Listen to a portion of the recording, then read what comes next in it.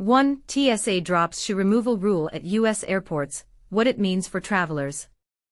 2. End of the shoe-off policy, what you need to know. 3. Breaking, TSA ends shoes-off policy. 2025 Airport Security Update.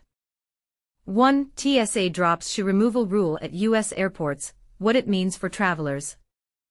The Transportation Security Administration, TSA, has just ended one of the most disliked airport security rules in the United States. Passengers no longer have to take off their shoes during security checks.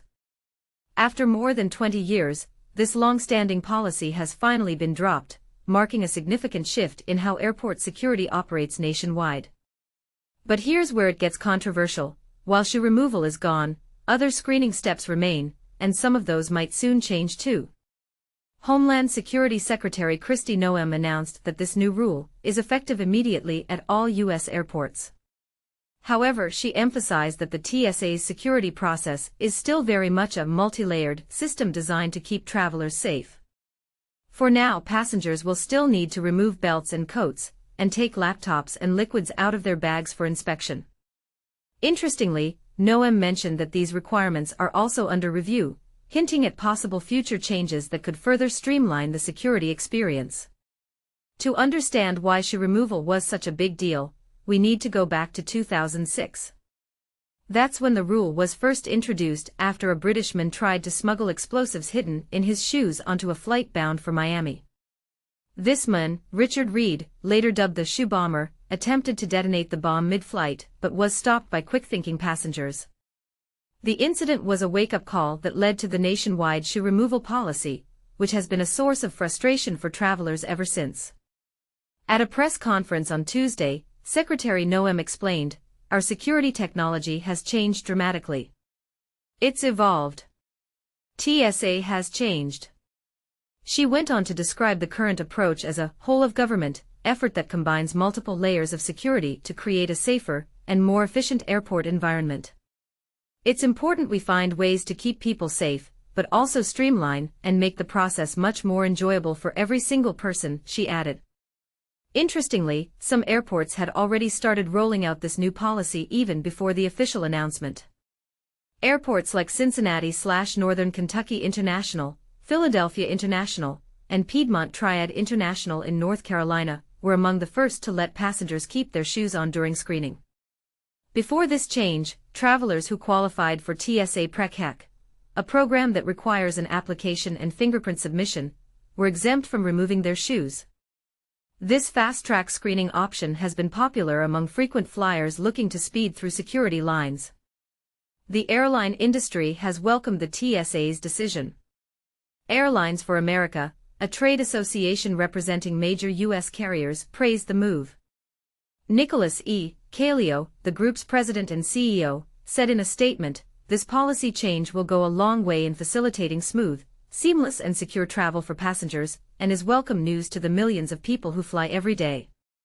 It's worth remembering that the shoe removal rule was part of a broader security overhaul following the tragic events of September 11, 2001. After terrorists hijacked four commercial planes using box cutters and knives, the U.S. government implemented numerous new security measures to prevent future attacks. The shoe bomber incident in 2001 further reinforced the need for strict screening protocols. Now, as the TSA moves away from shoe removal, it raises some important questions. Will other security measures soon be relaxed? Could this lead to a more comfortable but potentially riskier travel experience? Or does the advancement in technology truly make these older rules obsolete? This change might be welcomed by many, but it's also a reminder that airport security is a constantly evolving balance between safety and convenience. What do you think? Are we ready to trust new technology over tried and true methods, or is this a step too far? Share your thoughts below. 2. End of the shoe-off policy, what you need to know. Big news for travelers heading through U.S. airports. The TSA's shoes-off policy, once a universal symbol of post-9/11 security, is officially a thing of the past. Here's what this means for your next flight, and why the change might be more revolutionary than you think. Homeland Security Secretary Kristi Noem dropped the bombshell during a press event at Washington, D.C.'s Reagan National Airport. Our security technology has evolved dramatically in those 20 years, she explained, emphasizing a shift towards multi-layered, whole-of-government approaches that balance vigilance with traveler convenience. But here's where the plot thickens: this isn't just about kicking off your sneakers. The policy change signals a broader rethink of airport security protocols. For instance, passengers might soon say goodbye to liquid restrictions and coat/belt removals as these policies get reevaluated. The TSA is piloting dedicated security lanes exclusively for active-duty military members. Real ID compliance has been dubbed a fantastic success, encouraging those without one to prioritize getting theirs. While some might sound the alarm bells, are we sacrificing safety for speed? The agency insists their layered security model maintains protection. Shoes might stay on, but travelers will still navigate multiple checkpoints. The policy reversal coincides with preparations for major events like the America 250 celebrations, FIFA World Cup, and Olympics, where fast, efficient security screening is critical. Interestingly, this change aligns with existing programs like TSA PreCheck and partnership services, Clear, IDEMIA, Telos, that already allowed low-risk travelers to keep shoes on. The 2006 policy's retirement marks a return to pre-9/11 norms, albeit with modern tech upgrades.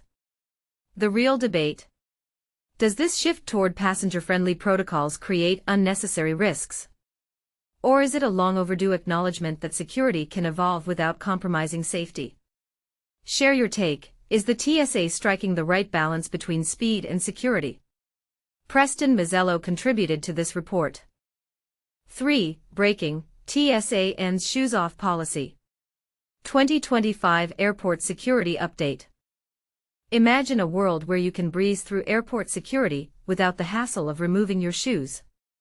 Well, that world is becoming a reality.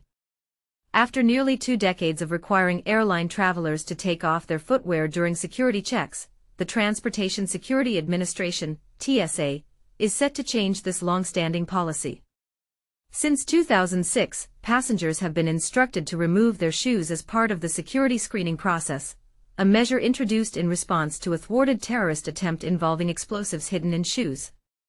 However, as of July 7, 2025, this requirement is being phased out at many major airports across the United States. According to 2 sources who spoke with ABC News, a recent memo was distributed to TSA officers nationwide, announcing that starting this Sunday, travelers will be permitted to keep their shoes on while passing through the general security lines at numerous airports. This is a significant shift, as previously only those enrolled in the TSA PreCheck program enjoyed the privilege of keeping their shoes on during screening. The TSA has been actively seeking innovative solutions to streamline the security process and enhance the passenger experience.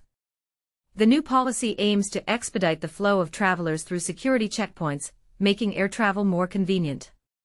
However, it's important to note that passengers who set off alarms at the screening machines will still be required to remove their shoes for further inspection. This change marks a pivotal moment in airport security protocols, reflecting a broader trend towards improving efficiency while maintaining safety. As we move forward, it raises questions about the balance between security measures and passenger convenience. What do you think about this shift? Is it a step in the right direction, or do you believe it compromises safety? Share your thoughts in the comments.